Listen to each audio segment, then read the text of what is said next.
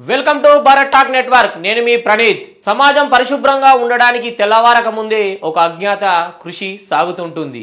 ఇదే వారి సమర్పణ, వారి శ్రమ, వారు మన కోసం చేస్తున్న త్యాగం. ఎవరో కాదు, వాళ్ళే మన సఫాయి కార్మికులు. సమాజానికి వారు ప్రాముఖ్యమైన, తరచుగా గుర్తింపుకు నోచుకొని అభాగ్యులు. భారత్ టాక్ నెట్వర్క్ ప్రేక్షక దేవుళ్లకు మా యొక్క విన్నపం, మేము చేస్తున్న వీడియోల్లో చూస్తున్నటువంటి మీరు 100 మందిలో 90 మంది సబ్స్క్రైబ్ చేయడం లేదు, షేర్ చేయడం లేదు. అలా మేము సమాజంలో పడుతున్నటువంటి వ్యక్తుల యొక్క సంఘాల మీద లేక వృత్తుల మీద మేము చేస్తున్నటువంటి వీడియోలు, మేము వాళ్ళ యొక్క బాధలను తెలియజేయాలనుకొని మేము ఈ వీడియోలు చేస్తున్నాం.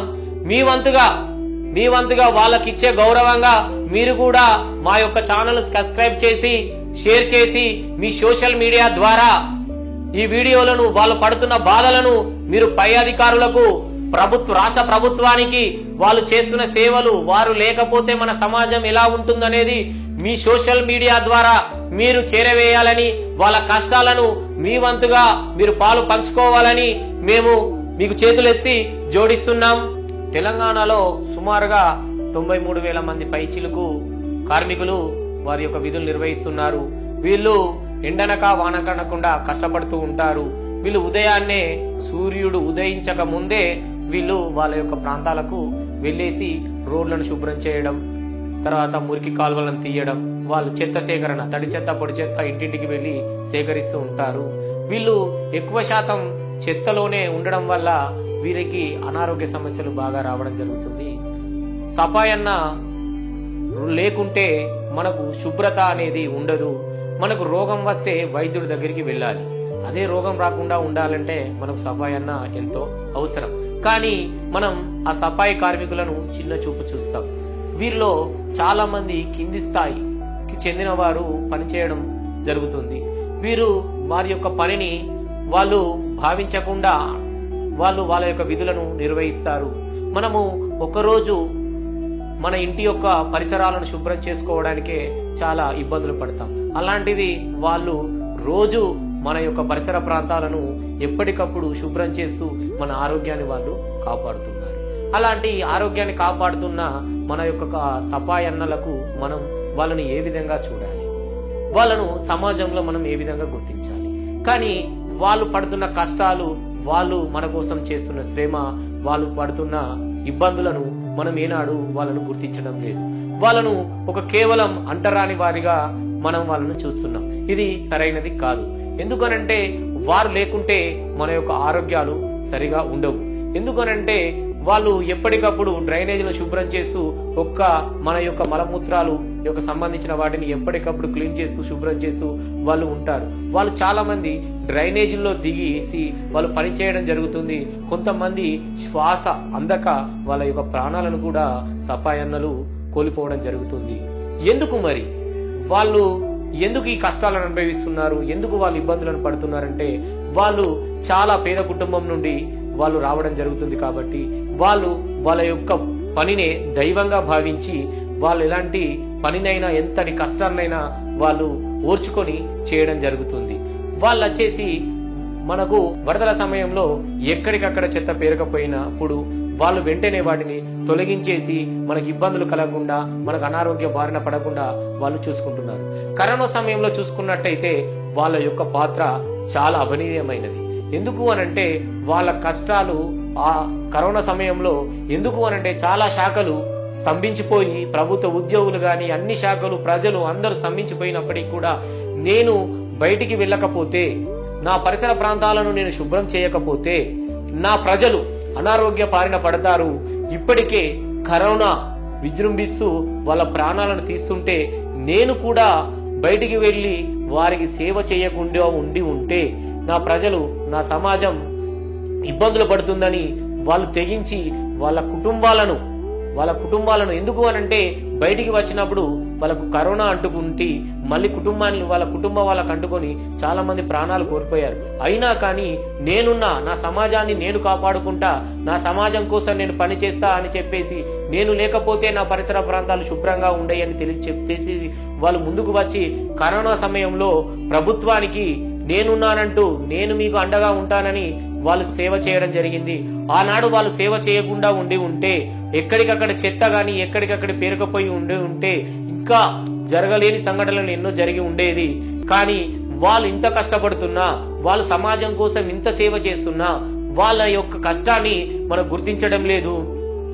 రాష్ట్ర ప్రభుత్వాలు, కేంద్ర ప్రభుత్వాలు వాళ్ళను ఒక మేడే వచ్చినప్పుడు వాళ్ళ సంబరాలు చేస్తూ మా కార్మికులు ఇట్లా, మా కార్మికులు అట్లా, వాళ్ళ యొక్క సేవలు అమోదయోగం, వాళ్ళు లేకపోతే మేము లేము, ఆ రోజు మాత్రం వాళ్ళను పొగుడుతూ వాళ్ళకొక శాల్వాలు కప్పేసి వాళ్ళకొక పూలదండ వేసేసి మీరు లేకుంటే మా సమాజం లేదు, మేము లేము అని గొప్పలు చెప్పేసి తెల్లవారంగానే మళ్ళీ వాళ్ళను మర్చిపోవడం జరుగుతుంది. అలా కాకుండా వాళ్ళ యొక్క కష్టాలను, వాళ్ళ యొక్క ఇబ్బందులను, వాళ్ళ యొక్క ప్రాణాలను త్యాగం చేస్తూ వాళ్ళ అనారోగ్య పడుతూ ఉన్నా మన కోసం వాళ్ళు కష్టపడుతున్నారు. వాళ్లకు తెలుసు నేను చేస్తున్న పని వల్ల నేను అనారోగ్య బారిన పడతానని, నాకు సమాజంలో విలువ ఉండదు అని, నన్ను చిన్న చూపు చూస్తారని వాళ్ళకు తెలుసు. కానీ వాళ్ళ యొక్క పేదరికం వల్ల వాళ్ళు చేస్తున్న పనిని దైవంగా భావించి వాళ్ళు పని చేయడం జరుగుతుంది. ప్రతిపక్షాలు వారిని కేవలం రాజకీయాలకు మాత్రమే వాడుకుంటున్నారు తప్ప వాళ్ళ యొక్క కష్టాలను చూడడం లేదు. ఇలాంటి రాజకీయాలను చూడకుండా కేవలం వామపక్షాలైనటువంటి సిఐటియు లాంటి సంఘాలు వాళ్ళకు వెనుక ఉండి మేమున్నాం, మా గొంతుకగా మీ గొంతుకును వినిపిస్తాం అని చెప్పేసి రాష్ట్ర ప్రభుత్వాలను, కేంద్ర ప్రభుత్వాలను ఎప్పటికప్పుడు వాళ్ళ సమస్యలను నిలదీస్తూ ధర్నాలు, రాస్తారోకోలు చేస్తూ వాళ్ళకి వాళ్ళ యొక్క కష్టాలను తీరుస్తూ వాళ్ళ యొక్క డిమాండ్లను రాష్ట్ర ప్రభుత్వానికి చేరవేస్తూ ఉంటున్నారు. భారత్ టాక్ నెట్వర్క్ తరఫున మీకు ప్రత్యేక కృతజ్ఞతలు తెలియజేస్తున్నాం. వీళ్ళ యొక్క సమస్యలు వచ్చేసి ప్రధానంగా సమాన పనికి సమాన వేతనం. వీళ్ళు చేస్తున్న పనికి మనము ఎంత ఇచ్చినా తక్కువే. మన భవన నిర్మాణ కార్మికుడు ఒక అడ్డ మీద కూలికి వెళుతున్నప్పుడు అతనికి ఇచ్చే కనీస వేతనం కూడా వీరికి ఇవ్వడం లేదు. ఎందుకు వీరికి ఇవ్వడం లేదు? రాష్ట్ర ప్రభుత్వాలు ఎన్నో ఖర్చులు పెడుతున్నాయి సింగరేణి కార్మికులకు. అందులో కాంట్రాక్ట్ వాళ్ళైనా, అవుట్సోర్సింగ్ వాళ్ళకైనా కూడా వాళ్ళకు కనీస వేతనం ఉంటుంది. కానీ ఇక్కడ మన ఆరోగ్యాలను కాపాడడం కొరకు, మన సమాజాన్ని మెరుగుపరచడం కొరకు, మన పరిసరాలను శుభ్రం చేసుకోవడం కోసం వాళ్ళు పడుతున్న కష్టాన్ని మనం గుర్తించలేకపోతున్నాం. గత ప్రభుత్వంలో ఆర్టీసీ వాళ్ళు కానీ, మిగతా సంఘాలు కానీ, మిగతా శాఖలు కానీ రాస్తారోకోలు, ధర్నాలు, సమ్మెలు చేయడం జరిగింది. ఆ సమ్మెలు చేసినప్పుడు వాళ్ళ ప్లేసులో వ్యవస్థను నడిపియడానికి అప్పటి ప్రభుత్వం వేరే వారిని ప్రత్యామ్నాయంగా నియమించింది. కానీ సపాయన్న ధర్నా చేస్తే, సపాయన్న సమ్మె చేస్తే ఆ భర్తీ చేసే అంత దమ్ము రాష్ట్ర ప్రభుత్వానికి ఉందా? ఏ శాఖలలో అయినా కూడా భర్తీ చేసే అంత ఉంది. కానీ సఫాయి కార్మికుడు చేసే పనిని ఏ ఇతర శాఖలు కానీ, ఏ ఇతర వ్యక్తులు కానీ చేయడానికి రాలేరు. వాళ్లకు లక్షల జీతాలు ఇస్తామన్నా కానీ సఫాయన్న చేస్తున్న పనిని వాళ్ళు చేయలేరు. అది సఫాయన్న యొక్క పని. ఆయన పడుతున్న కష్టం, వాళ్ళు పడుతున్న శ్రమ. కాబట్టి వాటిని గుర్తించి వాళ్ళు గిన్న సఫాయన్న కన్నెర్ర చేస్తే రాష్ట్ర ప్రభుత్వాలు, కేంద్ర ప్రభుత్వాలు కూడా మీరు మీ యొక్క ప్రభుత్వాన్ని కాపాడుకోవడానికి ఇబ్బంది జరుగుతుంది. ఒక్కరోజు మాత్రం సమ్మె చేస్తేనే ఎక్కడికక్కడి చెత్త పేరుకుపోయి మనం సుందరంగా చెప్పుకుంటున్న హైదరాబాద్ GHMC కూడా మురుగున పడుతుంది. కాబట్టి దయచేసి కార్మికుల యొక్క కష్టాలను, వాళ్ళ యొక్క గోసలను మీరు పట్టించుకొని వాళ్ళ యొక్క ఇబ్బందులను, వాళ్ళకు యొక్క సమాన పనికి సమాన వేతనం ఇవ్వాలని, వాళ్ళకి అలవెన్స్లు ఇవ్వాలని. వాళ్ళు ఎప్పటికీ చెత్తలో ఉండడం వల్ల చెత్త సేకరించుకుంటూ డ్రైనేజీలు క్లీన్ చేసుకుంటూ ఉంటున్నారు. కాబట్టి వాళ్ళు చాలా అనారోగ్య సమస్యలకు గురవుతున్నారు. దయచేసి వాళ్లకు హెల్త్ ఇన్సూరెన్స్లు గాని, ఆరోగ్య బీమా గాని, వాళ్లకు ఆ సంబంధించిన ఐటమ్స్ కూడా, అంటే పరికరాలు చెత్త చేసేటప్పుడు గాని వాటి పరికరాలను కూడా చేయాలని, మ్యాన్ హోల్లో వాళ్ళను దించకుండా అధునాతన టెక్నాలజీ ద్వారా వాటిని క్లీన్ చేయాలని, వాళ్ళ యొక్క అనారోగ్య సమస్యలను దూరం చేయాలని మేము కోరుతున్నాము. అలాగే వచ్చేసి వాళ్ళ యొక్క శ్రమ దోపిడి, వాళ్ళకు మనం చెప్తున్నది ఏంటిదంటే వాళ్ళ పని వేళలు 8 గంటలని చెప్తారు.